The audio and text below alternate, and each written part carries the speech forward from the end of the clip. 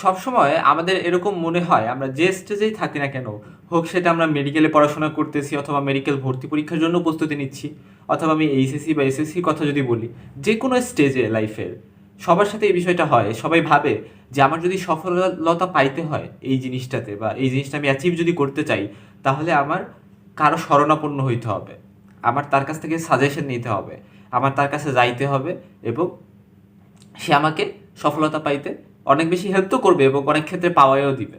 So এই টাইপের যে একটা মোটিভ কাজ করে মনের মধ্যে, যে সে বা এই ভাইয়া আমাকে সফলতা পাওয়াই দিতে পারে, এই ভাইয়ার কথা বা যা পড়াবে সেগুলোই যদি আমি পড়ি তাহলে আমি সফলতা পাওয়া যাইতে পারি, এই ধরনের টেন্ডেন্সি যাদের মনে কাজ করে তাদের জন্য আজকের এই ভিডিওটা। আসলে যাদের মনে বললে ভুল হবে, অলমোস্ট অলের মনেই এই জিনিসটা কাজ করে। এই ভিডিওতে আমি এটাই ক্লারিফাই করার ট্রাই করবো যে অ্যাকচুয়ালি তুমি যেখানে আসো, আমার ভিডিওটা যখন দেখতেছো, তুমি আইদার পড়ার রুমে বসে আছো অথবা কোথাও বসে আছো, যে কোনো জায়গায় থাকো না কেন, সো তুমি তোমার পড়ার টেবিলে যেয়ে বসবা, বই খুলবা, পড়াশোনা করবা, নিজে গবেষণা করবা, নিজে এফোর্টস দিবা, এবং এটা করলে ইনশাল্লাহ তুমি সফলতা পাবা।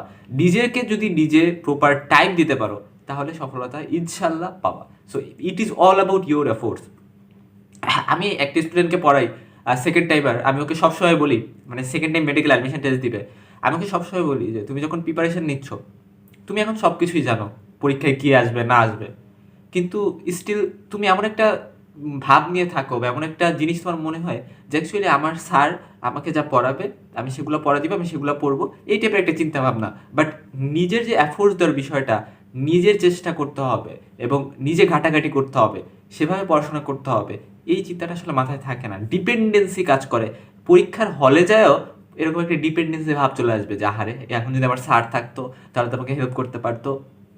সো বিষয়টা এরকম যে অ্যাকচুয়ালি আমাদের লাইফে ডিপেন্ডেন্সি যত কমানো যায়, যত মানুষের উপর এক্সপেকটেশন কমানো যায়, নিজের ট্রাই, নিজের এফোর্টসটাকে এমন একটা লেভেলে নিয়ে যাইতে হবে যে নিজের জন্য নিজেই enough, no need any person, no need any other person in my life to help me. Okay, so এরকম একটা ক্যাপাসিটি নিজেকে বিল্ড আপ করার ট্রাই করতে হবে, আল্লাহর উপর ভরসা রাখতে হবে, এবং নিজেকে সবসময় সেলফ মোটিভেটেড রাখতে হবে। এগুলো আমি অনেক ভিডিওস বানাই যে কেমনে সেলফ মোটিভেটেড থাকা যায়, কীভাবে নিজের উপর কনফিডেন্স বিল্ড আপ করা যায়, এসব নিয়ে আমি অনেক ভিডিওস বানাই। বাট এই ভিডিওতে আমি যেটা হাইলাইট করতে চাইছি সেটা আশা করি বোঝা গেছে।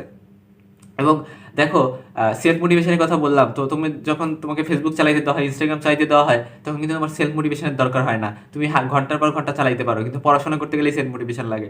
এই যে একটা জিনিস লক্ষ্য করো যে যখন মেডিকেল অ্যাডমিশন টেস্ট আমি দিছিলাম, আমি যখন টেক পার্ট করছিলাম মেডিকেল ভর্তি পরীক্ষায়, তখন আমার মনে আছে যে আমরা যেহেতু মানে আমাদের টাইমে করোনা ভাইরাসের একটা বিশাল প্রকোপ ছিল, আমরা কিন্তু অনলাইনে কোচিং করতাম, অর্থাৎ যে কোচিং সেন্টারগুলো আছে সেখানে অনলাইনে ইনরোল ছিলাম, কিন্তু অ্যাকচুয়ালি অনলাইনে থাকার ফলে ওইখানে ক্লাসও করতাম না, এক্সামও দিতাম না, কোনো কিছুই ঠিকঠাক করতাম না, করা হইতো না আসলে, ডিভিয়েশন চলে আসতো, অন্যদিকে ধাবিত হয়ে যাওয়ার একটা টেন্ডেন্সি।